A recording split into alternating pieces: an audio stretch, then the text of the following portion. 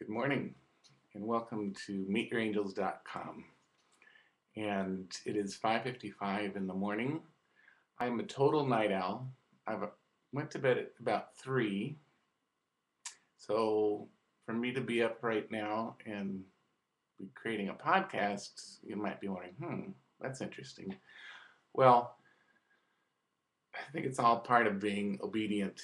And I basically have been asked to share with you a concept called SHUV. SHUV is a Hebrew word which is critical basically in the Old Testament. And first of all, let me give you a little background.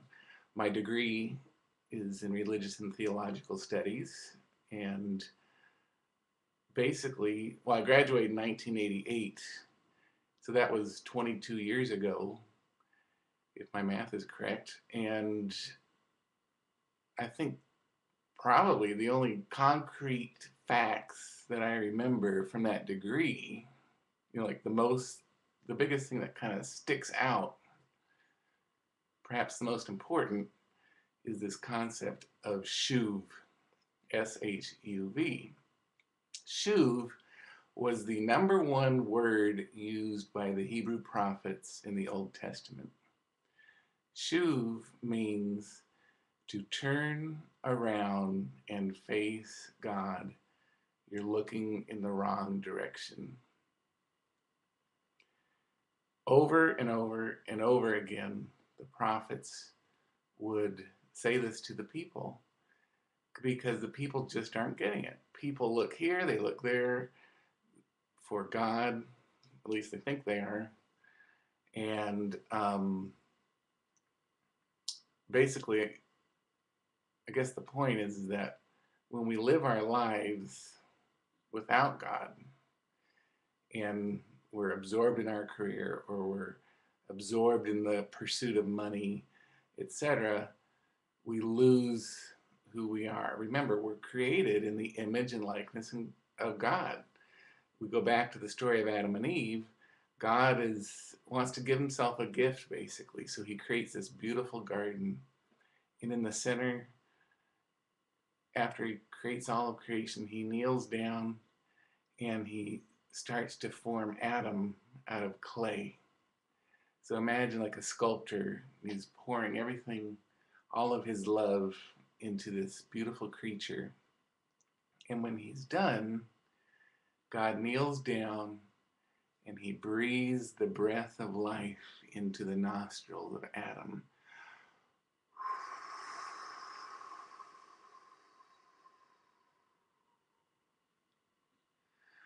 So God gives his own breath into Adam, and every breath that I take and every breath that you take is God still choosing to breathe through us his own divine breath.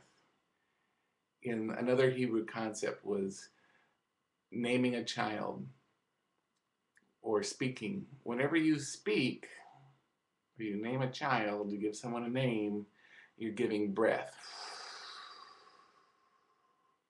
So what are the words that you're speaking? All right. Let's get back to SHUV. Turn around and face God. You're looking in the wrong direction. How does this happen in your life? Are you happy? Are you depressed? Are you lonely?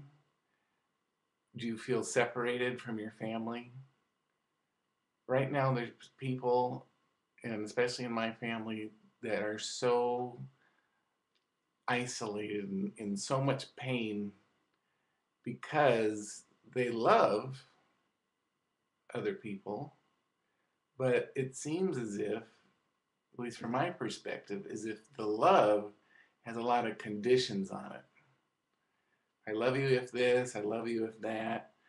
You shouldn't do this, you shouldn't do that. There's a lot of control issues going on. And as my earlier podcast mentioned, is that when we have these expectations of other people, They're very unrealistic, and it's putting these conditions on love, which is not love at all. Love is unconditional, and love is blind. So this number one word used over and over and over again by the prophets is to SHUV, to turn around and face God. You're looking in the wrong direction. In the book of Hosea, Hosea is a prophet in the Old Testament. The message in Hosea is very much related to SHUV. God is saying through the prophet Hosea, come back to me with all of your heart. Don't let fear keep us apart. Long have I waited for your coming home to me so that we can live deeply in this new life. You could reach back in your memory to the Garden of Eden when we walked hand in hand with God in paradise. We all had a share in that. In the Our Father, it says, Our Father, who art in heaven, hallowed be thy name. Thy kingdom come, thy will be done on earth as it is in heaven. Well, I don't know about you, but I'm still on earth. And if we're not working each and every day to open our eyes, to release the scales from our eyes, and to see heaven on earth, to walk hand in hand with God in paradise, if we're not working towards that and allowing ourselves to do what's the greatest commandment, to love God with your whole body, mind, and soul. And the second is like it, to love your neighbors as you love yourself. And ultimately, we are to love our enemies. It's easy to love good people. It's easy to love nice people. But to love our enemies, yes, that is what it's all about. Forgiveness is a dimension of love. So, how are you not facing God in your life? Another concept I learned in college. The punishment of the sin is inherent to the sin itself. All right? So when you commit a sin, when you're creating that sin or committing that sin, you already know in advance what the punishment is. Most often it's isolation. Your selfishness creates this barrier and boundary around you. It puts everyone else over there. Stand back. So, in particular, this one example that I'm thinking of a family member is the person loves the family so much, and the person wants so dearly to have a relationship with their brothers and sisters, with their nieces and nephews, etc.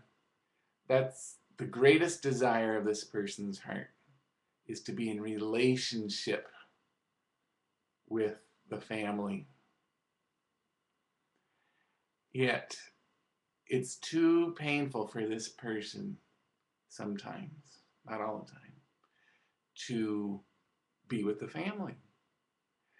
And the words are, well, how come we never get together? Why is it so difficult to plan anything as a family? Why? So the love, they want it, but to actually make it happen, there's so many conditions placed on it.